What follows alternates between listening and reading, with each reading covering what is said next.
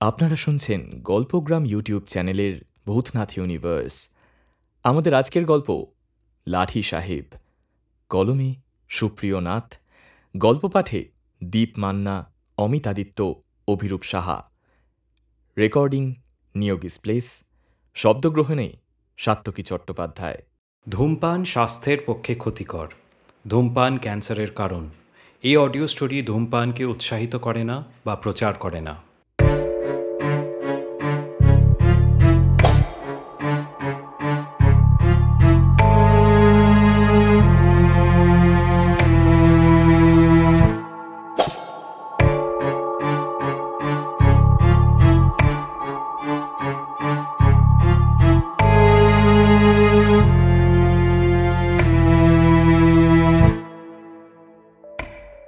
লাঠি সাহেব।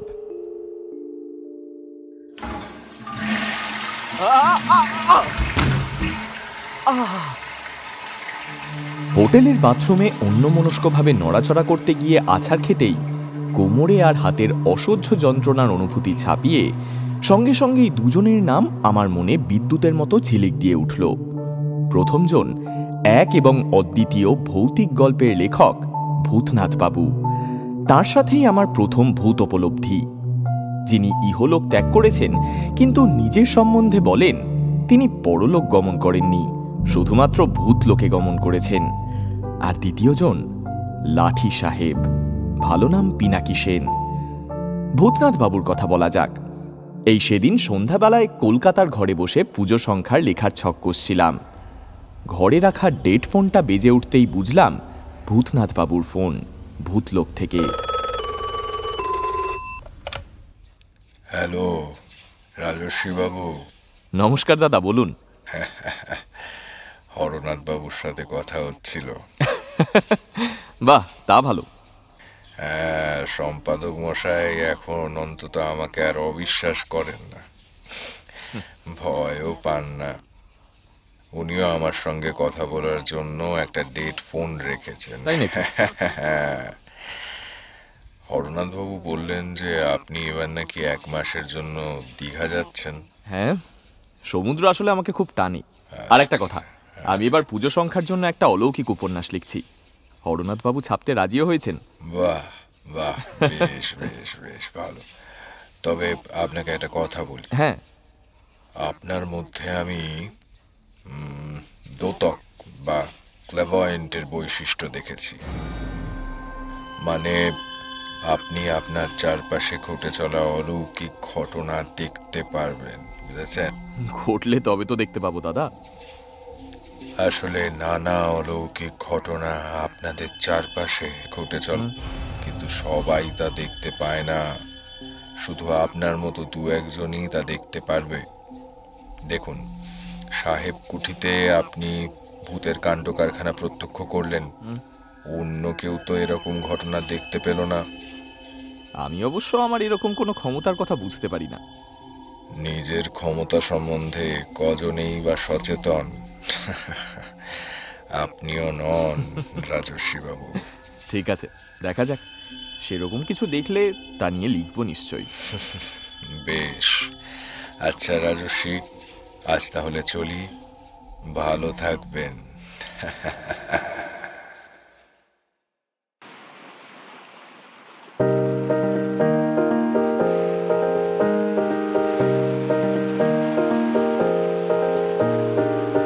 দিন কয়েক হলো আমি দীঘায় এসেছি। সমুদ্রের গা ঘেঁষা একটা ভালো হোটেলে উঠেছি, পুরনো দীঘায়। সেটা অবশ্য হরনাথ বাবুই ব্যবস্থা করে দিয়েছেন। মুখে উনি যাই বলুন না কেন, ওনার মতন স্নেহশীল সম্পাদক মশাই বিরল বলা যায়। বরাবর দেখেছি আমার লেখাগুলো যখনই আটকে যায়, দম বন্ধ হয়ে হাঁসফাঁস করতে থাকে, তখন কলকাতার কোলাহল ছেড়ে কোথাও চলে গেলে আবার সব স্বাভাবিক হয়ে আসতে থাকে। সমস্যারও সমাধান হয়ে যায়, ওই রিচার্জিং আর কি। এবার এইরকমই এক সময় দীঘায় এসেছি। প্রথম দিনটা মনটাকে হালকা করতে গিয়ে পার হয়ে গেল। দ্বিতীয় দিন থেকে লেখা নিয়ে বসেছি। অবশ্য সকাল সন্ধ্যা নিয়ম করে সি বিচে ঘুরে বেড়াই। কিছুক্ষণ অন্তত লোকজনের ভিড়ে জমজমাট হয়ে থাকা বাঁধানো স্নানের জায়গা বা বসার জায়গাটাতে সময় কাটাই।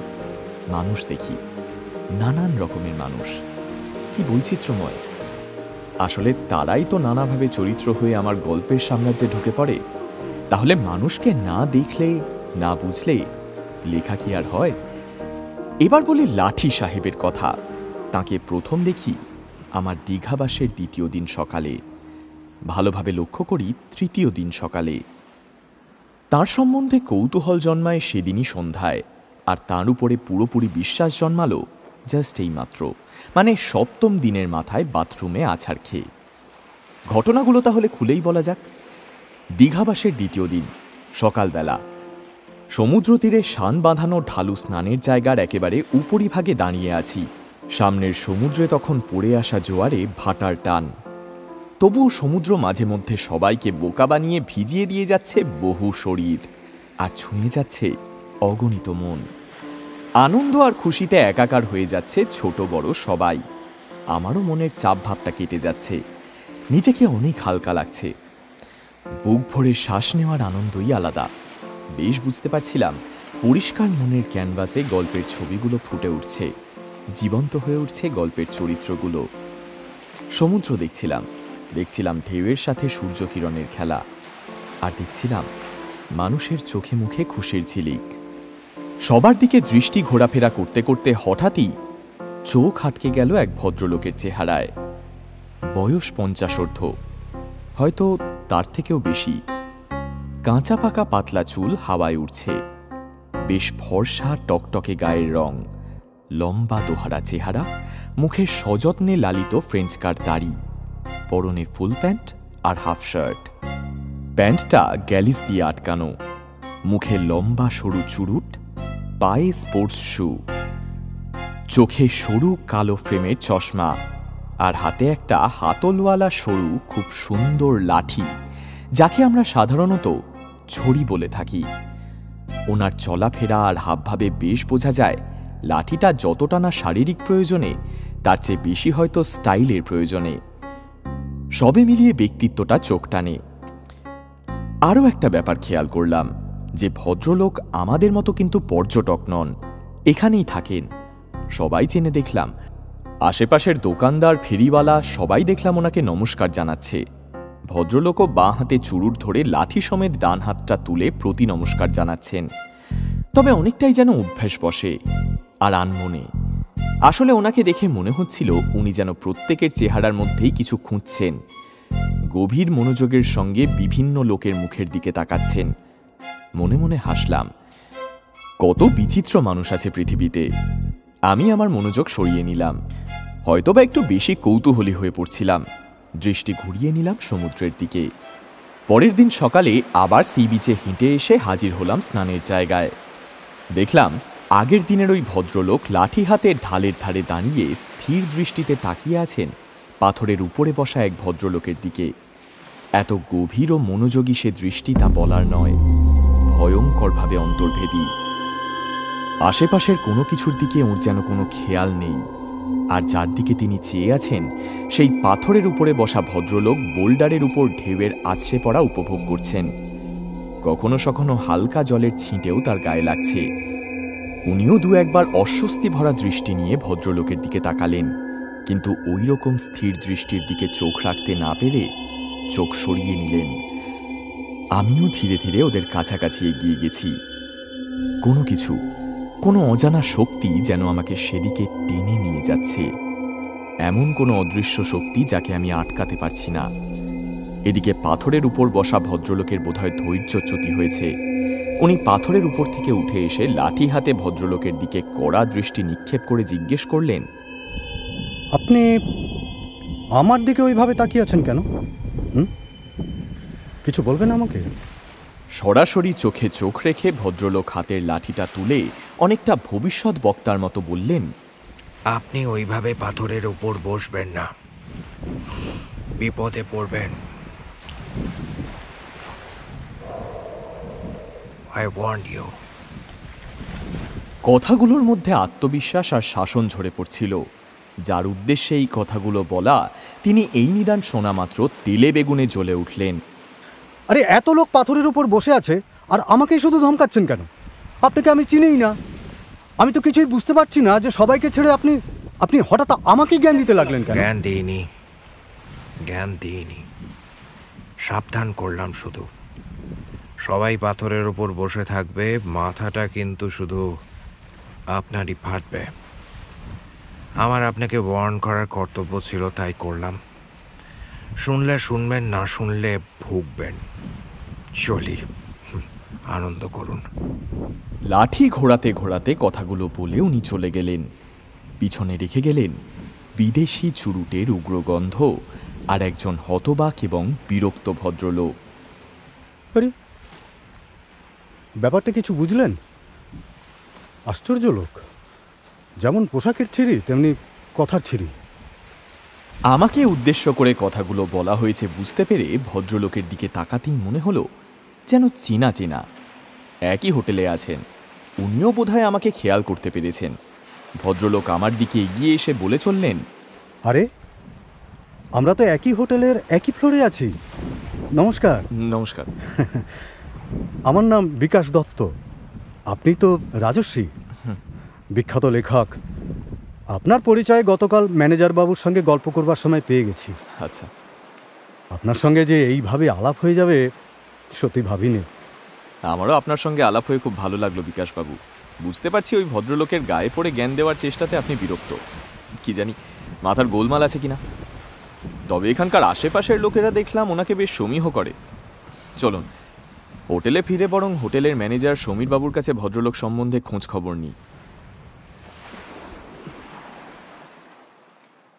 হোটেলে গিয়ে সমীর বাবুকে ঘটনাটা বলতেই এবং ভদ্রলোকের চেহারার বর্ণনা দিতেই তিনি বললেন, আচ্ছা আচ্ছা আচ্ছা, বুঝতে পেরেছি কার কথা বলছেন।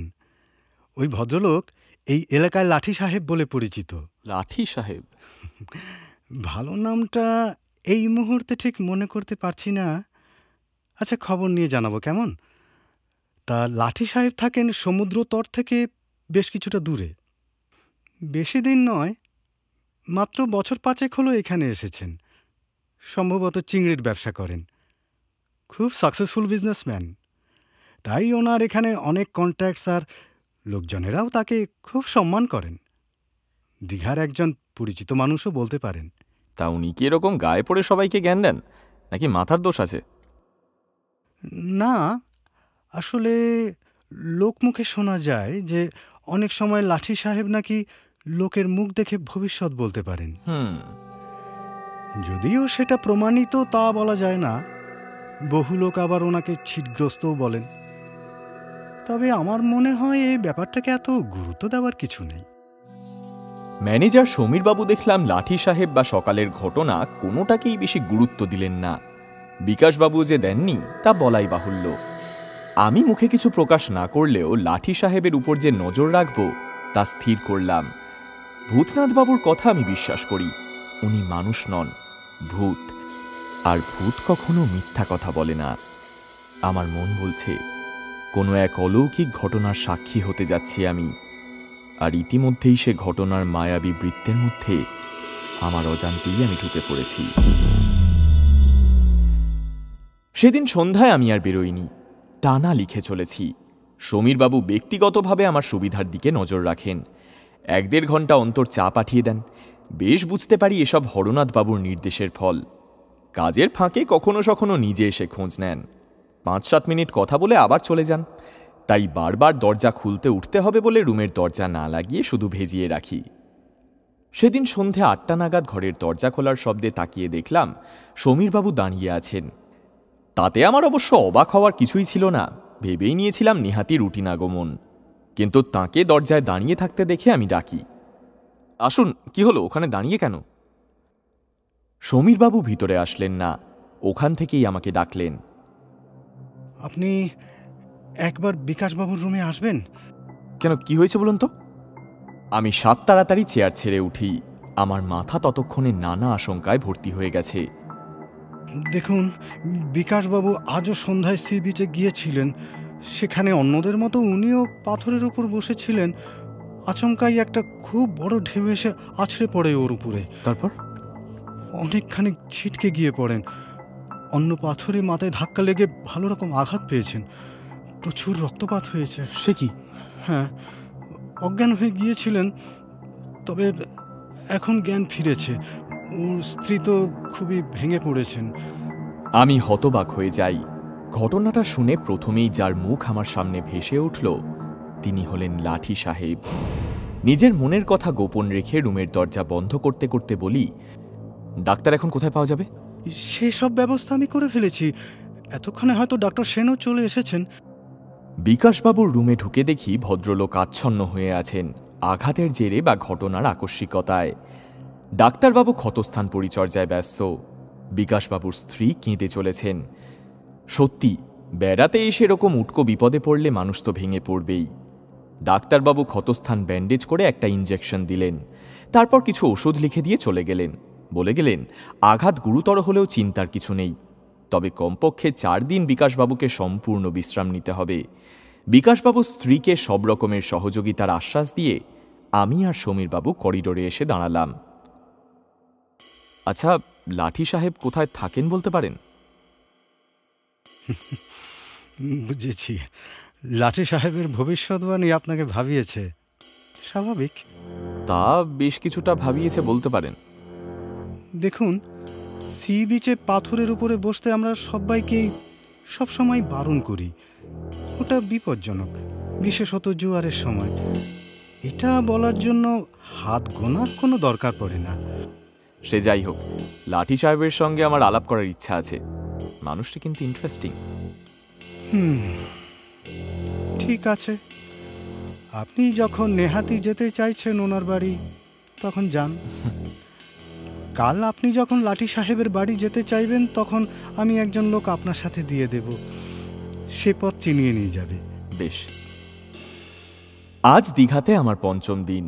লাঠি সাহেব আমাকে সান্ধ্য চায়ের আসরে আমন্ত্রণ জানিয়েছেন। গতকাল বিকেলে যখন প্রথম ওর বাড়িতে যাই, তখন মনে হয়েছিল যে আমি ওনার মনে দাগ কাটতে পেরেছি। আমি যে একজন লেখক তা জানতে পেরে আমার সাথে পরিচয়ের জন্য আগ্রহী ছিলেন। তার উপর খুব খুশি হয়েছিলেন এই জেনে যে আমি তাঁর করা ভবিষ্যৎবাণী বিশ্বাস করেছিলাম, এবং এটাও জেনে যে ওনার যে এই ভবিষ্যৎবাণীর ক্ষমতাটা আছে তা আমি বিশ্বাস করি। ব্যবসা সংক্রান্ত কোনো অ্যাপয়েন্টমেন্ট থাকায় আমাকে বেশি সময় দিতে পারলেন না বলে বারবার মাপ চেয়েছিলেন। আর পরের দিন সন্ধ্যায় ওনার বাড়িতে চায়ের আমন্ত্রণ গ্রহণ করার পরই আমায় ক্ষান্ত দিয়েছিলেন। আর একটা কথা, বিকাশবাবুর মাথা ফাটার ঘটনাটা জেনে লাঠি সাহেব বেশ দুঃখ পেয়েছেন বলেই মনে হয়েছিল। বিকাশবাবু তাঁর কথা শুনলেন না বলে বারবারই আফসোস করেছিলেন। তাঁর কথা ফলে যাওয়ায় গর্বিত হয়েছেন বলে তো মনে হয়নি। উনি বরং বিকাশবাবুর দ্রুত সুস্থতা কামনা করেছিলেন। পরের দিন বিকেল নাগাদ লাঠি সাহেবের বাড়িতে গিয়ে দেখি উনি বাগানে ফুল গাছের পরিচর্যা নিয়ে ব্যস্ত। বাংলো ধাঁচের বাড়ি, সামনে সুন্দর লন আর বাগান। তার রুচিবোধের প্রশংসা করতেই হবে। আমরা বাগানেই বসলাম। লাঠি সাহেব টেবিলের উপর লাঠিটা রাখলেন। সুদৃশ্য ও বাহারি, চোখে পড়ে না এত সুন্দর লাঠি। উনি যে অত্যন্ত শৌখিন মানুষ তা নিয়ে কোনো সন্দেহের অবকাশ নেই। আমি ওনার লাঠিটার দিকে তাকিয়ে জিজ্ঞাসা করলাম, আপনার লাঠিটা খুব সুন্দর, কিন্তু আপনার লাঠি ব্যবহার করার কারণটা আমি বুঝতে পারি না। আপনি তো লাঠি ছাড়াই দিব্যি চলতে পারেন। ইয়েস ইয়েস, এই অভ্যেসটা ঘটনাচক্রে হয়ে গেছে। অ্যাকচুয়ালি তখন আমার বছর 40 বয়স। মোটর সাইকেলে দুর্ঘটনায় পা ভেঙেছিল। প্লাস্টার খোলার পরও কিছুদিন লাঠি নিয়ে হাঁটতাম খুঁড়িয়ে খুঁড়িয়ে।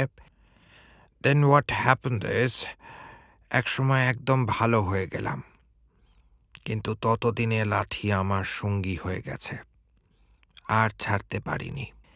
তারপর বয়স বাড়ার সাথে সাথে একসময় মানিয়েও গেছে। তাহা বটে, তাছাড়া ওটা খুব শৌখিন আর সুন্দর। কিন্তু কাজের লোক এসে হালকা জল খাবার আর কফি দিয়ে গেল। কফিতে চুমুক দিয়ে সেই প্রশ্নটা করলাম যেটা আমাকে তাড়িয়ে নিয়ে এসেছে লাঠি সাহেবের বাড়িতে। আচ্ছা, আপনার এই ভবিষ্যৎবাণী করার ব্যাপারটা, মানে আমি বলতে চাইছি, কি করে সম্ভব হয় এটা?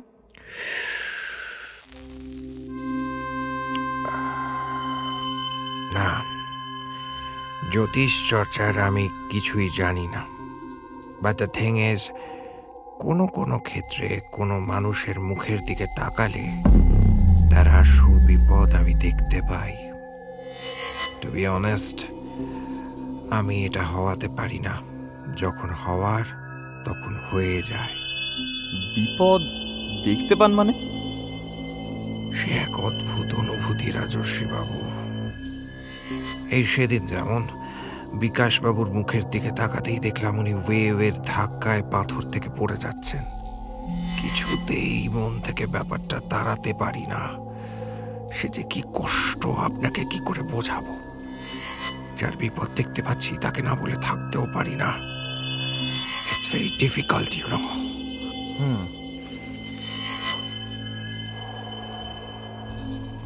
বাট বিলিভ মি, বিকাশবাবুর ক্ষেত্রে আমার ভবিষ্যৎবাণী মিলে যাক তা কিন্তু আমি চাইনি।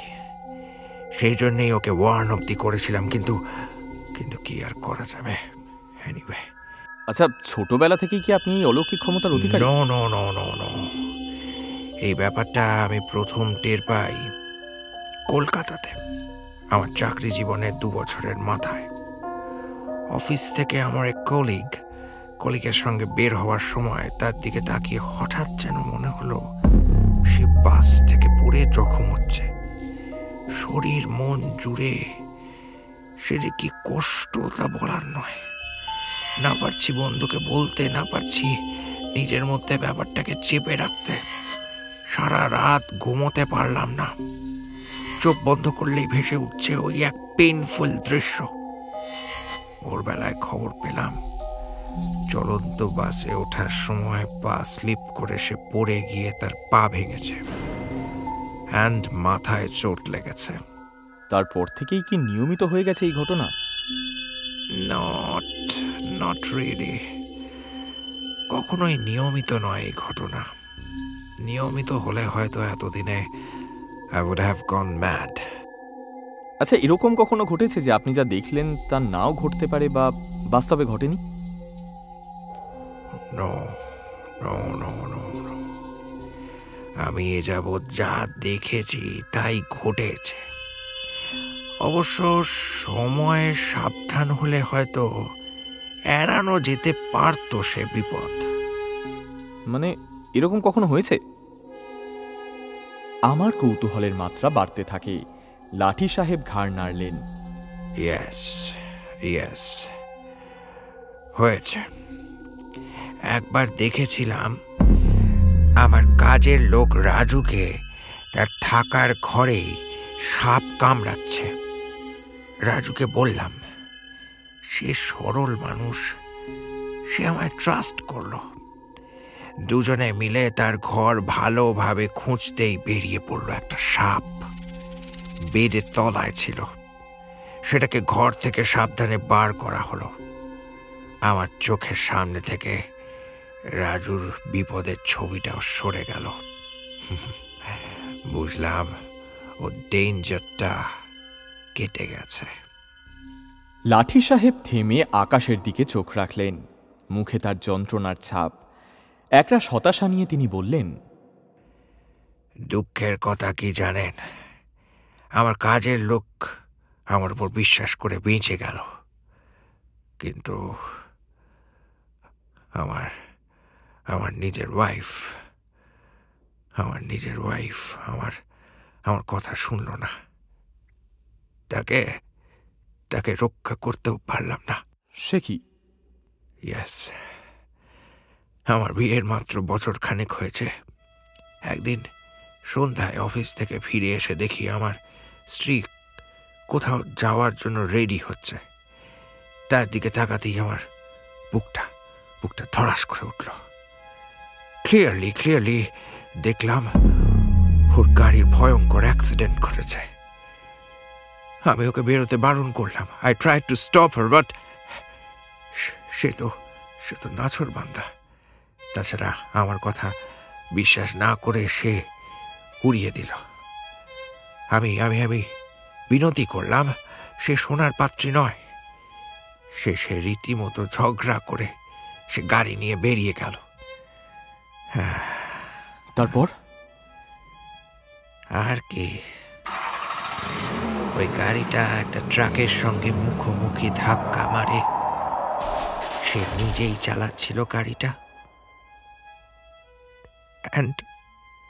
and on spot তার মৃত্যু। I lost her. আমরা দুজনেই চুপ করে থাকি। সত্যি অত্যন্ত দুঃখজনক ঘটনা। শেষে লাঠি সাহেবই নিস্তব্ধতা ভঙ্গ করেন। আর কি করা যাবে বলুন? তাই এরকম নানা সিনস আমার চোখে ভেসে ওঠে। কখনো খুব পরিষ্কার, কখনো হালকা আভাস। সামটাইমস আমার কথাকে গুরুত্ব দিয়ে মানুষ হয় বিপদ থেকে উদ্ধার পেয়েছে, অথবা অল্পের ওপর ফাঁড়া কেটে গেছে। কথা বলতে বলতে খেয়াল করিনি কখন সন্ধ্যা নেমে এসেছে। এরকম ঘটনা আমি আগে কখনো শুনিনি, তাই অবাক হয়ে লাঠি সাহেবের দিকে তাকালাম। উনি তখন চুরুট ধরাচ্ছেন। চলুন এবার ড্রয়িং রুমে গিয়ে বসি। আমি সায়দি লাঠি সাহেবের সঙ্গে বাড়ির ভিতরে প্রবেশ করি। খুব সুন্দর করে সাজানো ড্রয়িং রুম, দেওয়ালময় দামি দামি পেইন্টিং। ঘরের ইন্টেরিয়ার খুব প্রশংসনীয়। সোফায় বসতে না বসতেই কাজের লোক আবার নানা রকমের খাবার এনে টেবিলে রাখে। আতিথেয়তার জেরে রাতের খাওয়া সারা হয়ে গেল বলা যায়। খেতে খেতেও আমি লাঠি সাহেবের এই অলৌকিক ক্ষমতার কথা ভাবছিলাম। যেমন তাকে অবিশ্বাস করছি না, তেমনি পুরোপুরি বিশ্বাস করতেও মন চাইছে না। প্লেটের থেকে কিছু খাবার তুলে মুখে দিতে দিতে লাঠি সাহেবের দিকে তাকাতেই দেখি উনি একদৃষ্টে আমার দিকে চেয়ে রয়েছেন। অস্বস্তি এড়াতে আমি বললাম, আপনি কিছুই খাচ্ছেন না যে? কিন্তু মনে হলো না আমার কথা ওনার কানে গেল। তিনি সেই একই রকম স্থির দৃষ্টি নিয়ে আমার দিকে চেয়ে রইলেন। তাহলে কি উনি আমার কপালে কোনো বিপদের আশঙ্কা দেখতে পাচ্ছেন? আরও মিনিট কয়েক চেয়ে থাকার পরে লাঠি সাহেব আত্মবিশ্বাসী কণ্ঠে বলে উঠলেন, আপনি কিন্তু পড়ে গিয়ে ইনজিওর্ড হতে পারেন। ছোটখাটো ইনজুরি, বাট স্টিল সাবধানে চলাফেরা করবেন। চলুন, আমি আপনাকে সাথে করে আপনার হোটেলে পৌঁছে দিয়ে আসছি। আমার তো সাথে গাড়ি আছে, ড্রাইভারও আছে। আপনি আবার কষ্ট করতে যাবেন কেন? লাঠি সাহেব যেন একটা ঘোরের মধ্যে রয়েছেন, আমার কোনো কথাই শুনছেন না। তো আপনার সঙ্গে যখন গাড়ি আর ড্রাইভার দুই আছে, তখন আমি নিজের গাড়ি বের করছি না, আপনার গাড়িতেই যাব। আপনাকে হোটেলে ড্রপ করে দিয়ে ড্রাইভার না হয় আমায় আবার বাড়িতে পৌঁছে দিয়ে যাবে। বেশ, চলুন। লাঠি সাহেব একটু থামলেন, কি যেন ভাবছেন। চোখে মুখে চিন্তা আর অস্থিরতার ছাপ স্পষ্ট। চুরুট ধরিয়ে বললেন, আপনার অ্যাক্সিডেন্টের ছবিটা খুব ক্লিয়ারলি দেখতে পাচ্ছি না, কাজেই আপনাকে নির্দিষ্টভাবে কিছু বলতে পারছি না। শুধু সামনের 2 দিন কেয়ারফুলি থাকবেন, তারপর আর ভয় নেই। কারণ সামনের 2-1 দিনের মধ্যে যে ঘটনা ঘটতে পারে সেটাই শুধু আমি দেখতে পাই। সাবধানে থাকলে দুর্ভাগ্যের চাকাটা হয়তো ঘোরাতে পারবেন, ইনজুরিটাও কম হবে। হোটেলে পৌঁছে লাঠি সাহেব প্রথমেই আমাকে সাথে নিয়ে বিকাশবাবুর ঘরে গেলেন। আজ দেখলাম বিকাশবাবুর চোখে মুখে লাঠি সাহেব সম্বন্ধে বিস্ময় আর শ্রদ্ধা। বিকাশবাবুর দ্রুত আরোগ্য কামনা করে লাঠি সাহেব এবার আমার ঘরে এসে বসলেন। এটা ওটা আলোচনার পর লাঠি সাহেব যখন নিজের বাড়ির দিকে রওনা দিলেন, তখন আমার মাথায় লেখা এসে ভিড় করেছে, আর লাঠি সাহেবের ভবিষ্যৎবাণী এবং সাবধানবাণী উবে গেছে। কিন্তু ঠিক পরের দিনই, মানে আজ, হোটেলের বাথরুমে আছাড় খেয়ে মেঝে থেকে উঠতে না উঠতেই কোমর আর হাতের যন্ত্রণা ছাপিয়ে লাঠি সাহেবের সাবধানবাণী আর ভূতনাথবাবুর কথা মনে পড়ল। লাঠি সাহেবের কথা যে ফলে, তা নিয়ে আমার মনে সন্দেহের কোনো অবকাশ নেই। আর এও বুঝলাম, নানা অলৌকিক ঘটনার সঙ্গে আমার কোনো অদৃশ্য যোগসূত্র অবশ্যই আছে। ভূতনাথবাবুর কথা একদম ঠিক। এরপর আরও 2-1 দিন পার হয়ে গেছে। কোমরে আঘাত লাগায় একদিন হোটেলের বাইরে আর যায়নি। এর মধ্যে লাঠি সাহেব বেশ বন্ধু হয়ে গেছেন। দিনে একবার অন্তত এসে কিছুক্ষণ গল্প করে যান। যে কোনো কারণেই হোক, ভদ্রলোকের আমাকে বেশ ভালো লেগেছে, আমারও ওনাকে বেশ ভালো লাগে। তা এই ভালো মন্দ মিশিয়ে প্রথম 10টা দিন দীঘাতে কেটে গেল। আরও দিন সাথে এইভাবে শান্তিতে কাটিয়ে দিতে পারলে আমার লেখার কাজ অনেকটা এগিয়ে যাবে। কিন্তু যা ভাবা হয় তার হয় কই। তখন সকাল 10:30 হবে।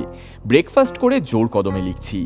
সমীরবাবু এসে খবর দিলেন লাঠি সাহেব নাকি খুব জরুরি দরকারে তাঁর বাড়িতে যত তাড়াতাড়ি সম্ভব আমাকে যেতে বলেছেন, পারলে আজই। মনে নানা আশঙ্কা নিয়ে আর যাই হোক, লেখা তো হয় না। সাত তাড়াতাড়ি তাই তৈরি হয়ে নিয়ে লাঠি সাহেবের বাড়ির দিকে রওনা দিলাম। মনে নানা সম্ভাবনা ঘুরপাক খাচ্ছে। লাঠি সাহেবের সঙ্গে অঘটন আর দুর্ঘটনার সম্পর্ক যে অতি নিবিড়।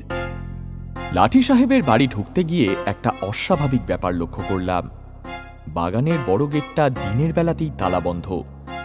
মালি আমাকে চেনে, তাই গেট খুলে দিল। অন্যান্য দিন লাঠি সাহেব বাগানেই গাছের ছায়ায় চেয়ার পেতে বসেন, আমার সঙ্গে গল্প করেন। আজ তাঁর কাজের লোক আমাকে ড্রয়িং রুমে বসতে বলে লাঠি সাহেবকে খবর দিতে গেল। বাড়ির ভিতরে আসার সময় প্রতিটি দরজা পার হওয়ার পরই টের পাচ্ছিলাম সেগুলো সঙ্গে সঙ্গে ভিতর থেকে বন্ধ করে দেওয়া হচ্ছে। বাড়িময় কেমন যেন একটা ভয়ের ভাব।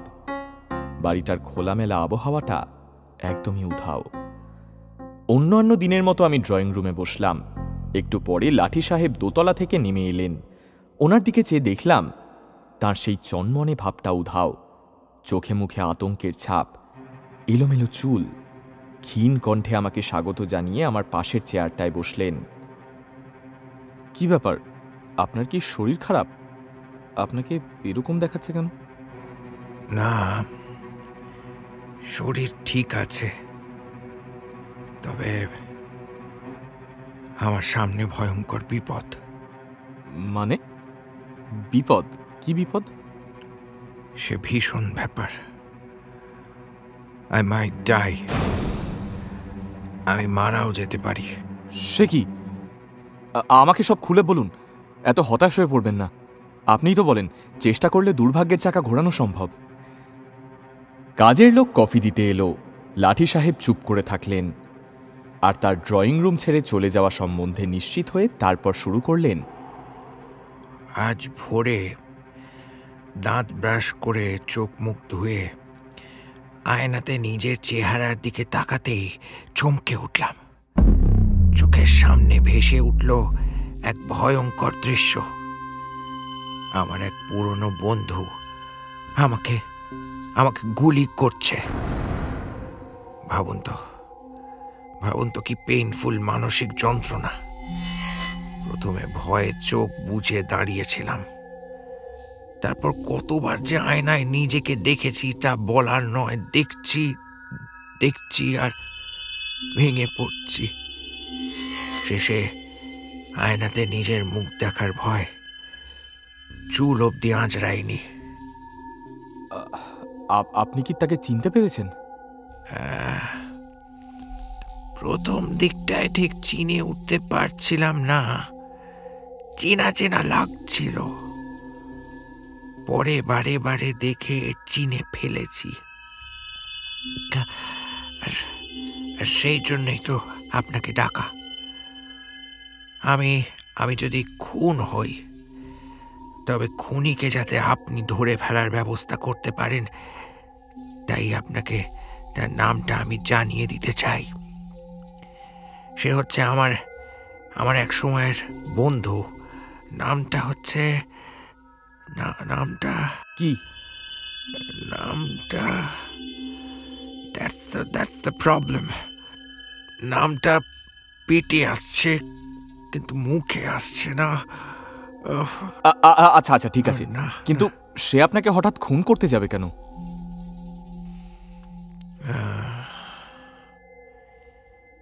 সে কনফেশন আজ এই শেষ বেলায় করা উচিত, রাইট? এসব আমার এক সময়ের পাপের ফল। কয়েকজন বন্ধুর সঙ্গে মিলে এক সময় এক্সপোর্টের বিজনেস করতাম। কিছুদিনের মধ্যেই বুঝতে পারি আমি এক স্মাগলিং চক্রের মধ্যে জড়িয়ে পড়েছি। প্রথম দিকে টাকার লোভে ব্যাপারটা মেনে নিয়েছিলাম। পরে later on I have regretted. নিজের সঙ্গে অনেক যুদ্ধ করে একদিন পার্টনারদের জানালাম আমি এই ব্যবসা আর করতে পারবো না। তারা আপত্তি জানালো। তাদের আশঙ্কা ছিল যে আমি যদি তাদের পুলিশে ধরিয়ে দিই, নানাভাবে তাদের বুঝিয়ে সুঝিয়ে রাজি করিয়ে আমি মুক্তি পাই। বাট আনফর্চুনেটলি আমি ব্যবসা থেকে সরে যাওয়ার কিছুদিন পরেই ওরা ধরা পড়ে যায়। ওদের সন্দেহ হয় আমি ওদের ধরিয়ে দিয়েছি, কিন্তু কিন্তু কিন্তু ট্রাস্ট মি, আমি এসব কিছুই করিনি। আমার তখন উভয় সংকট, একদিকে পুলিশের ভয়, অন্যদিকে পুরনো বন্ধুদের দিক থেকে প্রতিহিংসার আশঙ্কা। ভীষণ ভয় পেয়ে আমি কলকাতা ছেড়ে পালালাম। কতবার না আমার চেহারা বদল করেছি, I can't remember that. শেষে বহুদিন পরে সব ঠান্ডা হওয়ার পর দীঘাতে এসে পার্মানেন্ট ভাবে থাকতে শুরু করলাম। সেই থেকে শান্তিতেই ছিলাম, কিন্তু এখন মনে হচ্ছে ওরা হয়তো আমার খবর পেয়ে গেছে। আমার আর নিস্তার নেই। কিন্তু আপনি যখন এই দুর্ঘটনার আভাস পেয়ে গেছেন, তখন ভেঙে না পড়ে সেটা যাতে না ঘটে তার চেষ্টা করা যেতে পারে। আপনার অভিজ্ঞতায় তো বলে চেষ্টা করলে ভাগ্য পরিবর্তন করা যেতে পারে। Right, that's right. এ কথাটা আপনি ঠিক বলেছেন। এটা তো আপনারই কথা, আপনাকে শুধু মনে করিয়ে দিলাম। লাঠি সাহেব মাথা ঝাঁকালেন। আমার কথাটা তার মনে ধরেছে। একটু ভেবে নিয়ে বললেন, আচ্ছা, আমাকে যে মারতে চাইবে তাকে তো দীঘাতে আসতেই হবে। হ্যাঁ, আচ্ছা, আমি যদি তার চেহারার বর্ণনা দিই, তাহলে আপনি তো চারিদিকে নজর রাখতে পারবেন। Right right. হাজার হলেও Digha is a small place. কথাটা আমার মনে ধরল। লোকটাকে যদি একবার চিনে নেওয়া যায়, তাহলে ওর গতিবিধির ওপর নজর রাখা যেতে পারে। ঠিক আছে, আপনার বন্ধুর মানে শত্রুর বর্ণনাটা একবার শুনি। মাঝারি উচ্চতা, স্কোয়ার, চৌকোনো চোয়াল, স্বাস্থ্য ভালো। লাঠি সাহেব চোখ বুঝলেন। বুঝলাম মনে করার চেষ্টা করছেন। একটু পরে উঠে গেলেন সিঁড়ির পাশে ঝোলানো আয়নার দিকে। অবিচলিতভাবে দেখলেন নিজের ভবিষ্যৎকে। তারপর ফিরে এসে চেয়ারে যখন বসলেন, তখন তার চেহারায় দুশ্চিন্তার রেখা ফুটে উঠেছে। কাঁপা গলায় তিনি বললেন, ওকে এখন আচমকা দেখলে আমি হয়তো নাও চিনতে পারি, তবুও ওর মুখে একটা স্পষ্ট আইডেন্টিফিকেশন মার্ক আছে। সেটা হচ্ছে ওর কপালে একটা গভীর কাটা দাগ। শেষের কথাগুলো শুনতেই আমার ভিতরটা থরথর করে কেঁপে উঠল। এও কি সম্ভব? লাঠি সাহেব কপালে হাত রেখে কি যেন ভেবে চলেছেন, হয়তো নাম। হতাশায় ঘাড় ঝাঁকিয়ে বললেন, নামটা পেটে আসছে, মুখে আসছে না। কি যেন নামটা? লোকটার নামটা কি তারক মিত্র?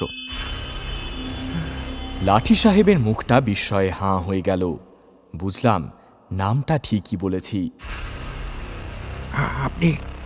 আপনি চেনেন নাকি তারককে? চিনতাম না, দিন দুয়েক হলো দেখছি, আর এখন চিনলাম। বিকাশবাবু এর মধ্যে কলকাতা ফিরে গেছেন। তারপর দিন থেকে এই করিডোর দিয়ে যাওয়ার সময় দেখছি বিকাশবাবু যে ঘরে ছিলেন সে ঘরে একজন নতুন লোক এসে গেছে।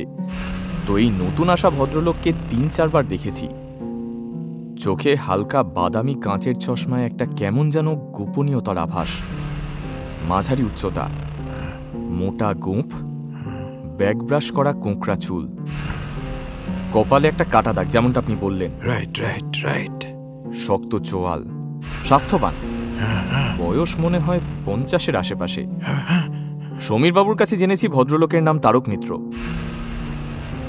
What a coincidence, মশাই।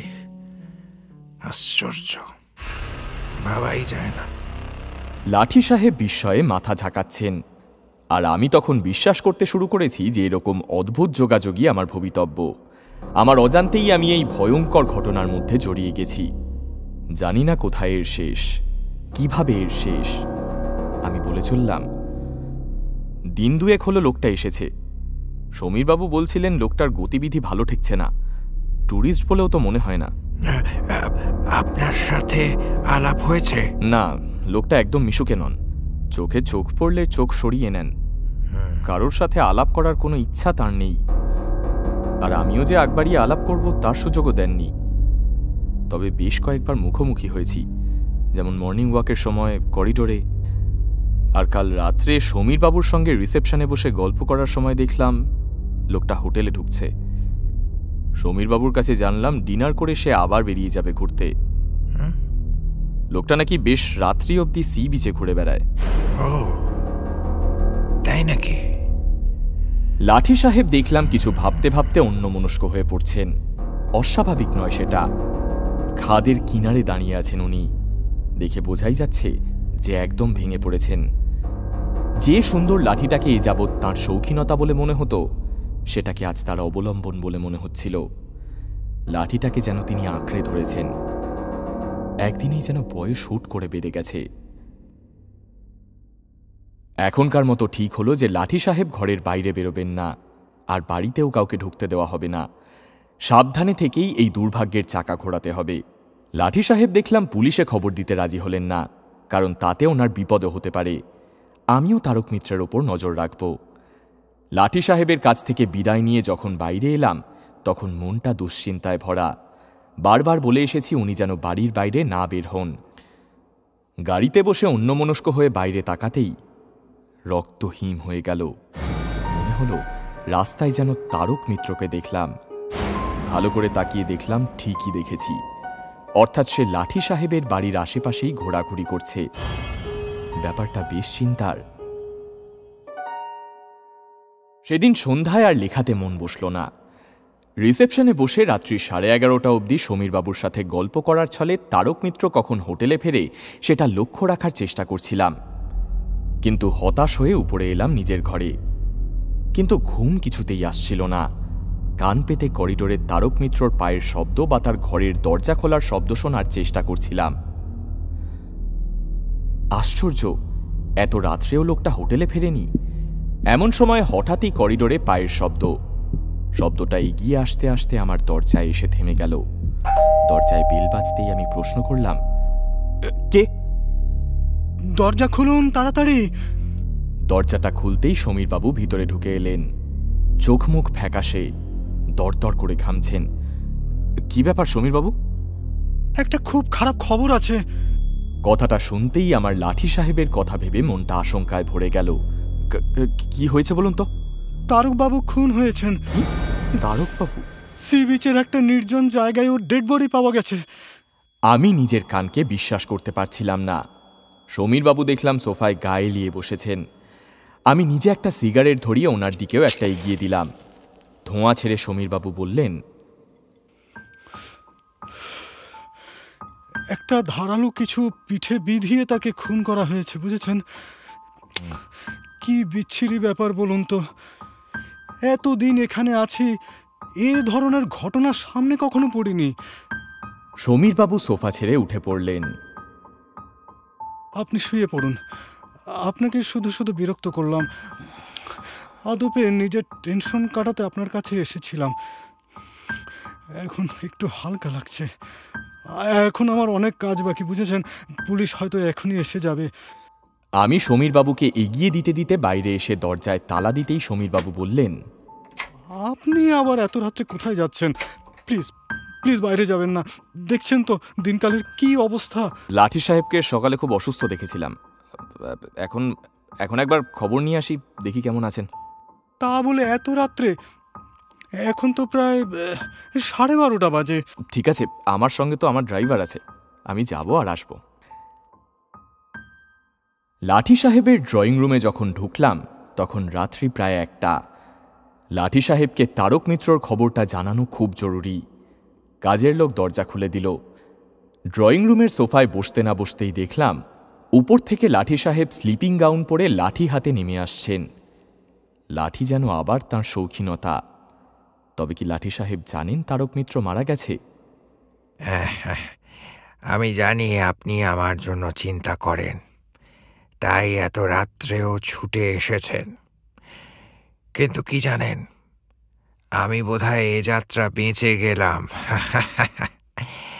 কারণ দুর্ঘটনার ছবিটা আমার মন থেকে সরে গেছে, একদম মিলিয়ে গেছে। রাত্রে দাঁত ব্রাশ করার সময় আয়নায় আমার পরিষ্কার মুখ দেখেছি। কোনো বিপদের ছবি আর দেখতে পাচ্ছি না। চেক করার জন্য বারবার দেখেছি আয়নায়। লাঠি সাহেব সোফাতে ঠিক আমার পাশেই বসে আছেন, নিশ্চিন্ত মনে, লাঠিটা রাখা আমাদের মাঝে। এখন সেটা আর তাঁর অবলম্বন নয়। তারক মিত্র খুন হয়েছে। তাই নাকি? লাঠি সাহেব আমার দিকে নিরুত্তাপভাবে তাকালেন। তার চোখ মুখ ভাবলেশীন হলেও সেখানে খুশির ছাপ আমি স্পষ্ট দেখতে পেলাম। তা এসব লোক বেঘরেই মরে, এদের বন্ধু কম, শত্রুই বেশি একচেদে। আমি লাঠি সাহেবের মুখের দিকে চেয়েছিলাম। তারক মিত্রর ব্যাপারে তিনি যেন একদমই আগ্রহী নন। খুশিতে অস্থির চোখ দুটোকে এক মুহূর্তের জন্য স্থির করে তিনি আমার দিকে তাকালেন, বললেন, অন্যের কথা ছাড়ুন, আমার লাইফ থ্রেট কেটে যাওয়াটা বরং সেলিব্রেট করা যাক। হ্যাঁ, এত রাত্রে আর কি করব? এক কাপ করে হট চকলেট খাওয়া যাক। হ্যাঁ, হট চকলেট। হ্যাঁ। আমি তাঁর খুশিতে বাঁধ না সেধে ঘাড় নাড়ি। লাঠি সাহেব উঠে দাঁড়ান, আর আশ্চর্য ব্যাপার, লাঠি ছাড়াই তরতর করে সিঁড়ি বেয়ে ওপরে উঠতে থাকলেন। যেতে যেতে কণ্ঠে আগের মতো আত্মবিশ্বাস আর খুশি নিয়ে বললেন, আপনি 5 মিনিট বসুন, আমি নিজের হাতে হট চকলেট বানিয়ে আনছি। ওকে। আমি আর কি করব? অন্য মনস্কভাবে লাঠি সাহেবের লাঠিটাকে নাড়াচাড়া করতে করতে ঘটনা সূত্রগুলোকে মেলাবার চেষ্টা করতে থাকলাম। ভাবতে থাকলাম, তারক মিত্র খুন হলো কিভাবে। হট চকলেট শেষ করে আমি যখন লাঠি সাহেবের বাড়ি থেকে বের হলাম, তখন রাত্রি প্রায় 2টো বাজে। কোনো ক্রমে প্রায় টলতে টলতে গাড়ির পিছনের সিটে যখন গা এলিয়ে দিলাম, তখনও আমার শিরদাঁড়া দিয়ে বয়ে চলেছে আতঙ্কের হিমস্রোত। লাঠি সাহেব আমার সামনে যতই স্বাভাবিক থাকুন না কেন, আমি একটু আগেই তাঁর ড্রয়িং রুমে বসে নেহাতি ঘটনাচক্রে জেনে গেছি কিভাবে তিনি তাঁর দুর্ভাগ্যকে জয় করেছেন, কিভাবে ঘুরিয়ে দিয়েছেন তাঁর ভাগ্যের চাকা। লাঠি সাহেবের ড্রয়িং রুমে বসে তাঁর শৌখিন লাঠিটা নাড়াচাড়া করছিলাম। সেই সময় আমার হাতের অজান্তে হাতলটার কোথাও চাপ পড়ে। হঠাৎই দেখি সেটা খুলে আসছে। টেনে দেখি সেটা আসলে একটা গুপ্তি, অত্যন্ত লম্বা, সরু, ঝকঝকে আর ভয়ঙ্কর ছুঁচলো। আর এও দেখেছি তার গায়ে তখনও চাপ চাপ রক্ত, তাজা রক্ত।